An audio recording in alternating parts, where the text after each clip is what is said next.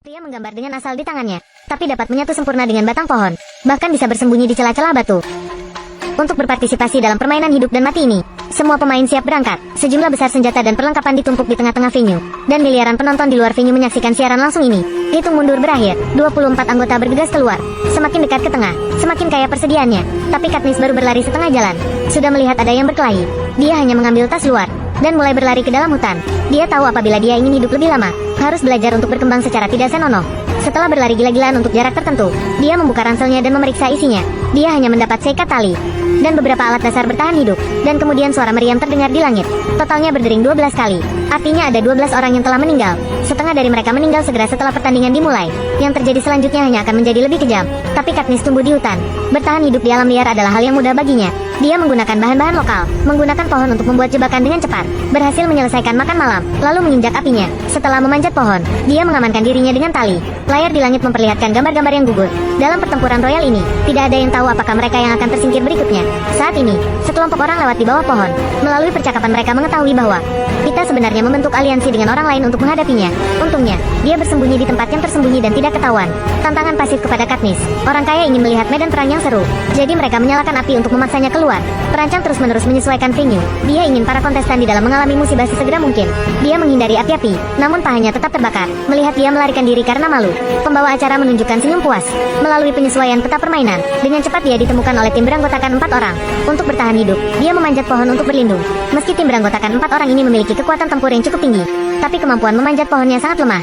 Beberapa upaya berakhir dengan kegagalan. Karena frustrasi, mereka menembakkan beberapa anak panah. Karena masalah sudut, mereka tidak dapat melukai Katniss. Jadi mereka mengubah strategi, mengubah menyerang menjadi bertahan. Beberapa orang menyalakan api di bawah, menunggu mangsanya. Instrukturnya patah hati saat melihatnya terluka. Dukungan dengan mengumpulkan suara dari orang-orang kaya. Kotak P3K dikirimkan melalui udara kepada Katniss. Di dalamnya terdapat obat untuk mengobati luka bakar. Lukanya kembali normal keesokan harinya setelah dia mengaplikasikannya. Lalu dia melihat, ada seorang gadis kecil tidak jauh dari situ, memberikan sinyal ada segerombolan lebah pembunuh di atasnya. Kemudian dia menunjuk ke tim beranggotakan 4 orang di bawah. Katniss langsung mengerti, mengeluarkan gergaji tangan dan selesai. Sarang yang jatuh hancur berkeping-keping. Lebah pembunuh berkerumun keluar dari dalam. Tim beranggotakan 4 orang itu langsung dikerumun. Tiba-tiba burung-burung itu berubah menjadi binatang buas dan melarikan diri. Dia juga beberapa kali disengat lebah pembunuh. Efek racun terjadi saat melarikan diri. Perlahan halusinasi dan kebingungan terjadi. Saat dia bangun lagi, dia menemukan bahwa dirinya diselamatkan seseorang. Dan gadis di pohon itulah yang menyelamatkannya. Keduanya cocok dan menjadi teman baik. Bertemu satu sama lain tidak akan menyakiti satu sama lain.